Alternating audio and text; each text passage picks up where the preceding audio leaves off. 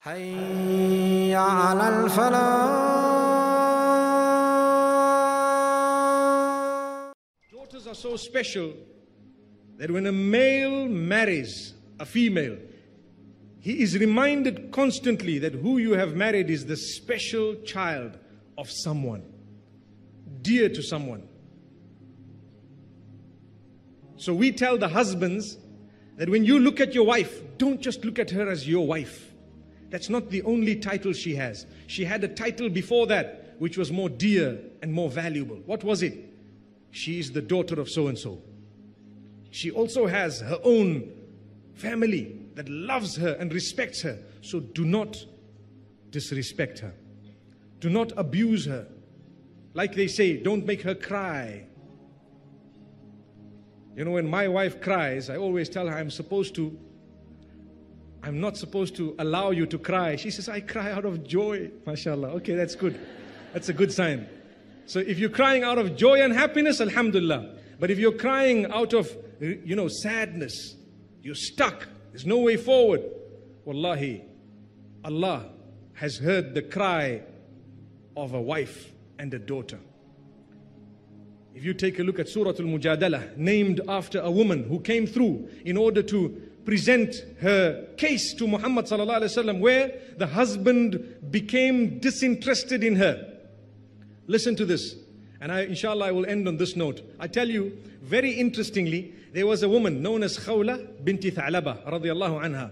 So what happened to her is, she was married, and mashallah, a pretty beautiful woman, next thing expecting, she has a child, and when you have a child, what happens? Subhanallah, people forget that you've now born children, you've graduated into a new level of, motherhood now, and so on.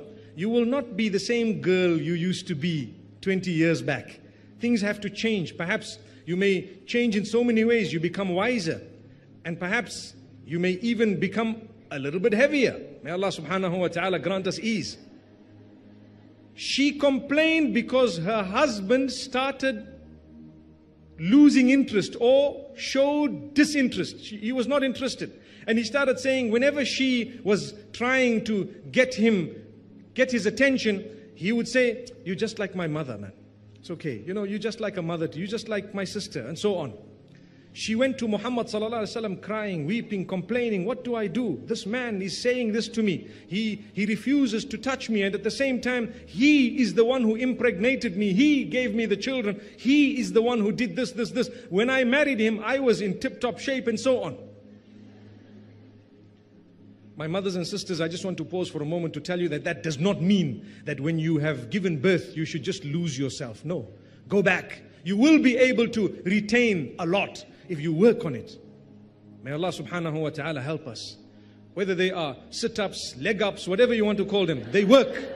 Trust me, they actually work, dedicatedly. So don't use a hadith in order for you to throw yourself, to the side. No, work on it. You will feel good by the will of Allah. Like I said, do it for the right reasons. Going back to this narration. So as she's complaining, do you know what happened? The Prophet ﷺ, obviously it's a difficult situation. What do you say? You need to convince the man. Verses were revealed. قَدْ سَمِعَ اللَّهُ قَوْلَ الَّتِي تُجَادِلُكَ فِي زَوْجِهَا وَتَشْتَكِي إِلَى اللَّهِ. Indeed, Allah has heard the argument of the woman who has come to you complaining to Allah subhanahu wa ta'ala. Allah has heard it. And then He gives the response, and it's a long set of verses where Allah speaks of the punishment of those who say those type of statements and how special and important the woman is. You don't just say these words. So may Allah subhanahu wa ta'ala help us to make the correct decisions in life.